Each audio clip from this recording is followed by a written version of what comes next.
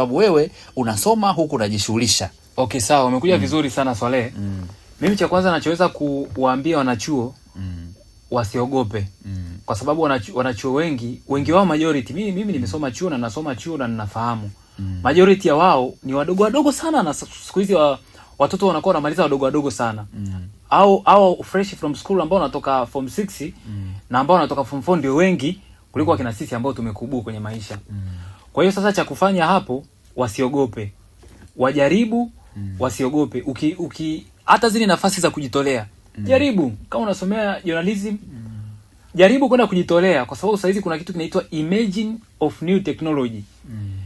Hilo ni janga kubwa na ni faida kubwa sana. Nazungumzia faida kwa upande gani? Hapa nitadili zaidi kwenye upande wa faida.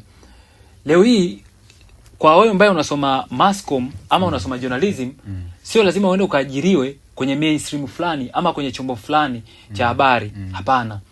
Leo wanasema internet imekuja na imetuacha free sana. Kwa hiyo una uwezo wa kutengeneza platform yako kwa kupitia social media yako. Hiyo Instagram yako ambayo ina followers 200. Acha kupost memes. Naam. Hiyo Facebook yako ambayo ina followers 1400. Acha kuposti umekula makande au umekula wali au umekula sijui pizza kwenye restaurant gani. Acha. Unaweza kwa build a strongest platform kwa kupitia watu hao 200 kwa kuweza kutengeneza potential contents ambazo zinaweza zikaenda viral na zikawa na demand kubwa mtaani, hatimaye ukapata pesa. Ipo mifano hai sana na still alive mpaka kesho kutwa. Kuna mtu ambaye mimi naamini hana degree, hana form 6, hana diploma, hana certificate yoyote. Lakini kwa kupitia social media platforms leo hii ni tajiri mkubwa sana, amejenga mijengo, anaendesha magari, ana familia yake nzuri tu. Msije mkanikoti vibaya mkasema kwamba eti nasema mafanikio ni kuendesha gari. Hapana. Mafanikio ni kuridhika. Na mafanikio ni kuweza kuisaidia jamii. Wewe umesaidia vipi jamii yako? Au wewe kazi yako ni kula tu rushwa? Au wewe kazi yako ni kuweza kutengeneza content za kuweza kufanyaje tuseme? Ni kutengeneza content za kuanza kualiza watu au kutengeneza content za kuanza kukiuka maadili ya watu? Hapana, itakiwi. Kwa hiyo katika perspective ya social media, unaweza ukabuild a platform ya social media ikakubeba kwa kuweka content ambazo ni potential. Leo tuna content creators wengi na mimi siamini kama wote wana elimu hiyo. Lakini kwa wewe mwanachuo ambaye una elimu, Mwenyezi Mungu akakujalia umepata elimu, kwa sababu sio wote wanaweza kupata nafasi ya kusoma. Basi unaweza kwenda kuadd kitu, something more you can add katika hii content creation, ukaja na mapinduzi mengine makubwa kwa kupitia elimu yako na kwa kupitia ujuzi wa social media platform. Basi ukajitengeneza, ukapata brandi, ukatengeneza content, maisha ukayapatia hapo kwa sala hiyo. Yaani leo hii mchao ni bando lako tu. Na siku hizi bando imekuwa sio kitu cha anasa tena. Ukienda restaurant kuna bando. Ukienda chuo hapo kwanza kuna bando ambalo umelipia kwa pesa yako wewe. Ukienda kwenye daladala kuna bando. Ukienda hostel kuna bando.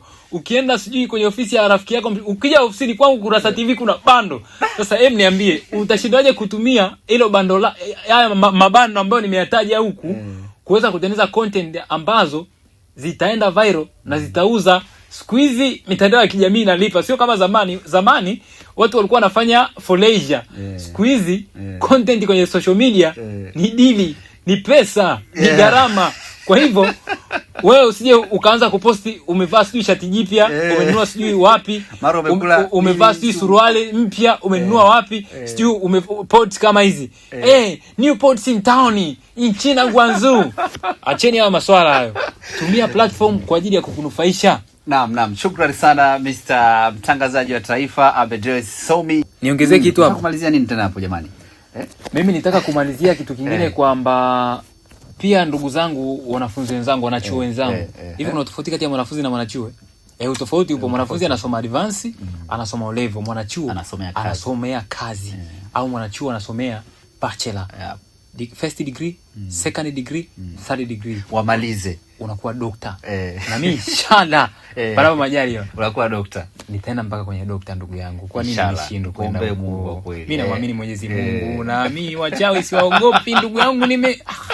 Anyways, sasa kwenye ushauri pia inabidi wanachuo wenzangu pia kwenye kupiki marafiki inabidi uangalie aina ya marafiki ambao unawachukua. Sio marafiki wote wapo sahihi ndugu zangu. Sio marafiki wote wapo really kwenye kusoma kile kitu ambacho kimewaleta pale chuo. Kuna wengine ambao kuna watu aina tatu kwenye maisha ya chuo. Kuna wale wa kwanza ambao wao ndio wameenda chuo kwa lengo fulani. Yaani mfano mtu anaenda pale labda kwa lengo la kusomea International Public Relations. Yeye ameenda kwa lengo la PR, International Public Relations 2.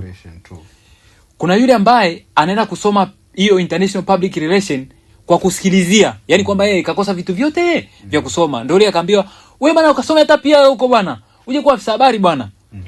Ushanielewa? Kuna huyo. Alafu kuna yule ambaye anaenda tu kusoma, hajui future yake na hajui kama yeye hicho ndio kitu alichochagua. Yaani yeye kapangiwa na mzazi. Yaani kuna yule wa kwanza anania, kuna yule wa pili amesikia fulani anasomea PR. Ngoja na mimi rafiki yangu tulitoka naye advance, yeye anasomea PR na mimi nikasomea PR. Yeye hajui. Yeye anafuata tu mkumbo. Alafu kuna yule ambaye kashinikizwa na mzazi, nenda kasome education. Ndio. Ushanielewa? Kwa hiyo let's say kwa wewe ambaye una focus yako let's say ya kusomea kile kitu ambacho umekifocus nacho. Na hiyo haikwepeki. Kuna possibility kubwa ukakutana na marafiki huyu hapa ambaye kashinikizwa na mzazi kuja kusomea kitu fulani, alafu kuna huyu hapa ambaye bado anaamini ana nafasi ya kusoma, anamuiga rafiki yake kwa kuwa anasoma kitu fulani. Kwa hiyo ukikutana na watu wa design hiyo, kuna possibility kubwa sasa ukaanza kupotea kwa sababu kila mmoja na tabia yake. Huyu kashinikizwa, maana hata kwenye masuala ya coursework assignment yazingatii sana. Alafu kwa sababu anasoma kwa lengo la kumfurahisha mzazi. Alafu pengine anasoma kitu ambacho mzazi ndo yani kamforce asome hicho.